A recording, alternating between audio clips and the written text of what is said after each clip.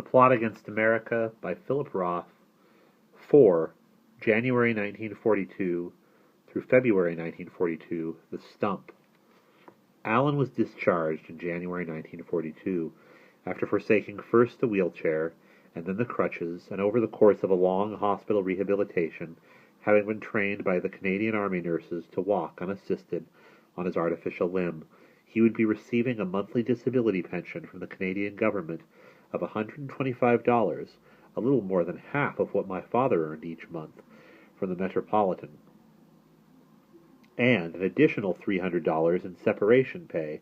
As a handicapped veteran, he was eligible for further benefits should he choose to remain in Canada, where foreign volunteers in the Canadian Armed Forces, if they wished, were granted citizenship immediately upon discharge. And why didn't he become a Canuck? Asked Uncle Monty, since he couldn't stand America anyway. Why didn't he just stay up there and cash in? Monty was the most overbearing of my uncles, which probably accounted for why he was also the richest. He'd made his fortune wholesaling fruit and vegetables down near the railroad tracks at the Miller Street Market. Alvin's father, Uncle Jack, had begun the business and taken in Monty after Uncle Jack died. Monty had taken in his youngest brother, my Uncle Herbie, when he invited my father in as well, back when my parents were penniless newlyweds. My father said no, having already been sufficiently bullied by Monty while they were growing up.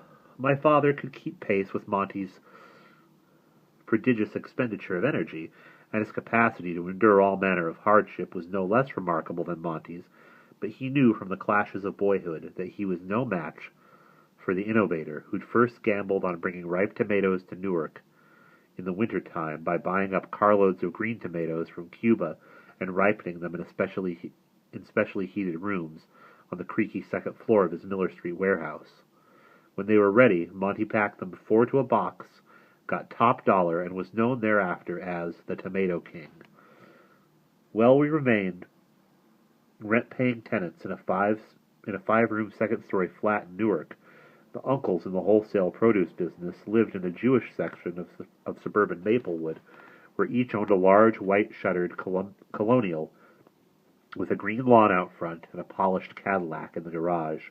For good or bad, the exalted egoism of Abe Steinheim, or an Uncle Monty, or a Rabbi Bengelsdorf, conspicuously dynamic Jews, all seemed propelled by their embattled status as the offspring of greenhorns to play the biggest role that they could commandeer as American men, was not in the make-up of my father, nor was there the slightest longing for supremacy, and so, though personal pride was a driving force, and his blend of fortitude and combativeness was heavily fueled, like theirs, by the grievances attending his origins as an impoverished kid other kids called a kike, it was enough for him to make something rather than everything of himself, and to do it without wrecking the lives around him.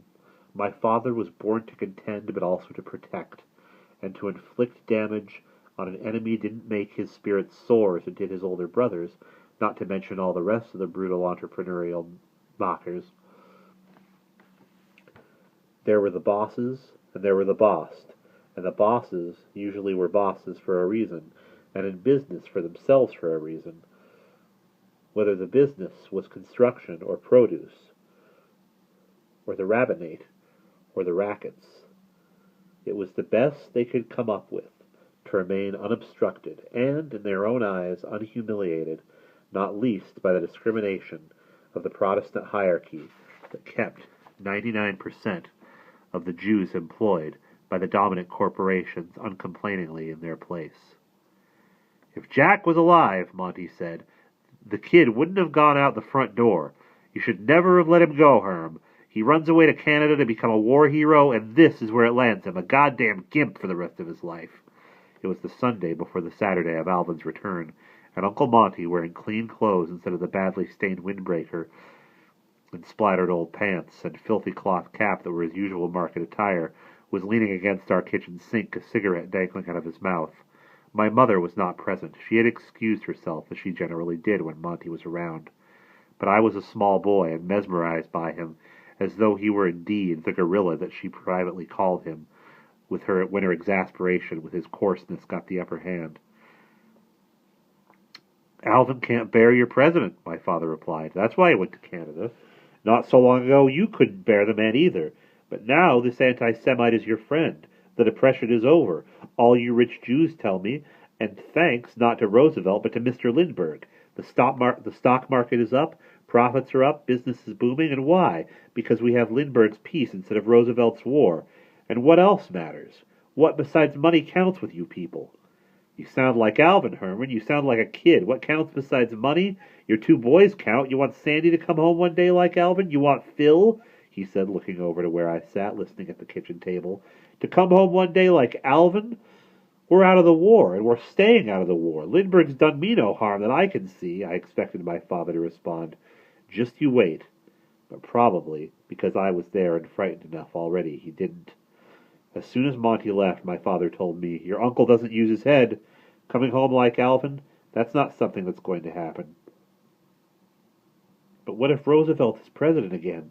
Then there would be a war, I said. Maybe and maybe not, my father replied. Nobody can predict that in advance. But if there was a war, I said, and if Sandy was old enough, then he would be drafted to fight in the war. And if he fought in the war, and then what happened to Alvin could happen to him. Son, anything can happen to anyone, my father told me, but it usually doesn't. Except when it does, I thought. But I didn't dare say as much because he was already upset by my questions, and might not even know how to answer if I kept on going, since what Uncle Monty said to him about Lindbergh was exactly what Rabbi Bengelsdorf had told him, and also what Sandy was secretly saying to me. I began to wonder if my father knew what he was talking about. And there we will pause.